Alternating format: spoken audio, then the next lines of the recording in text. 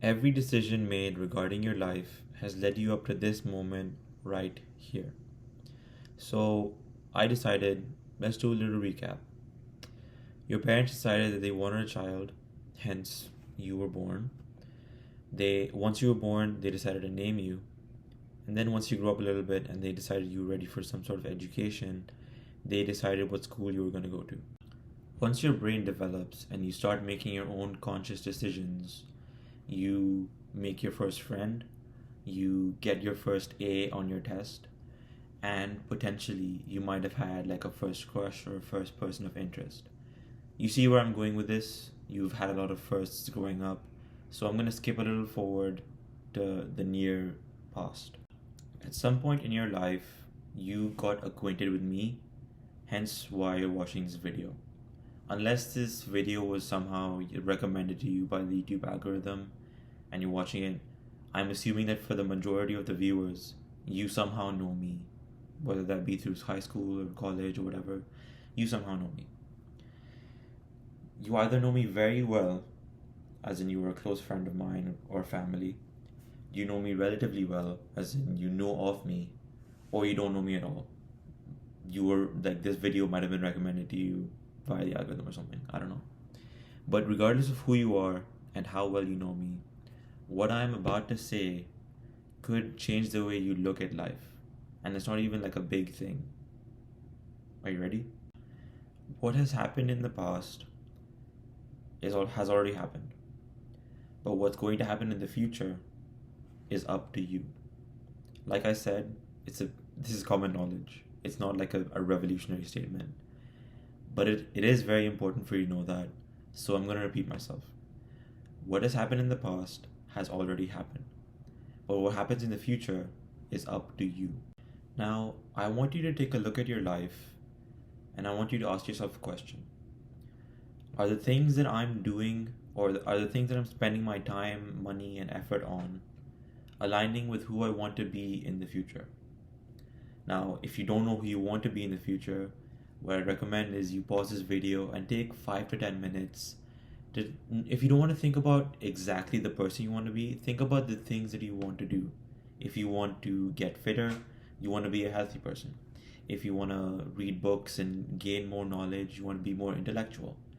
So pause this video if you don't know who you want to be and just think of the qualities that you want to have in that time. Now, if you're like me and you have somewhat of a semblance of who you want to be in the future, like take me for example, it took me a long time to realize that I wanted to be a software engineer. Heck, I only realized what the software engineering job was at the end of my first year at uni. So I decided I want to do a CS degree. That's the degree that I wanted to do coming into university. But in my first semester, I also realized that I want to give back to society, hence why I started making these videos.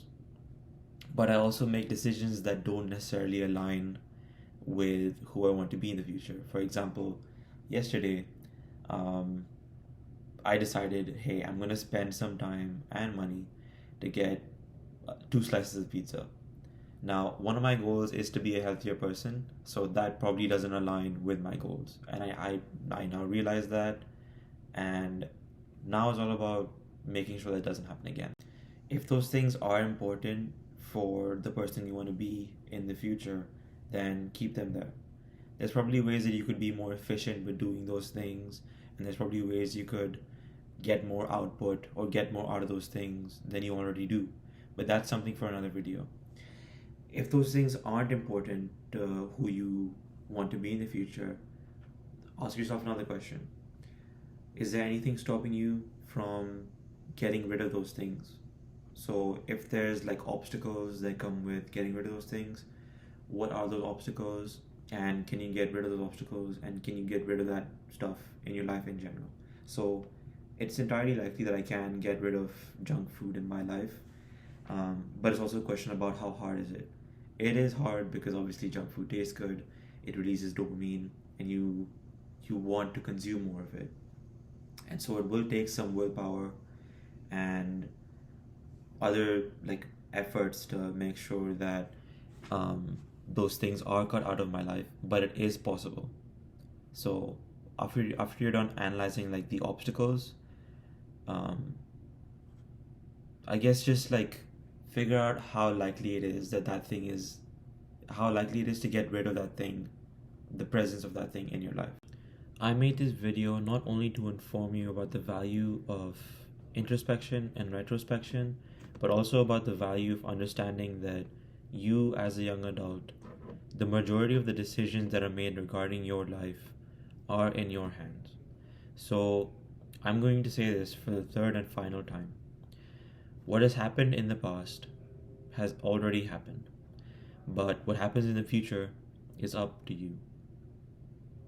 Like, comment, and subscribe.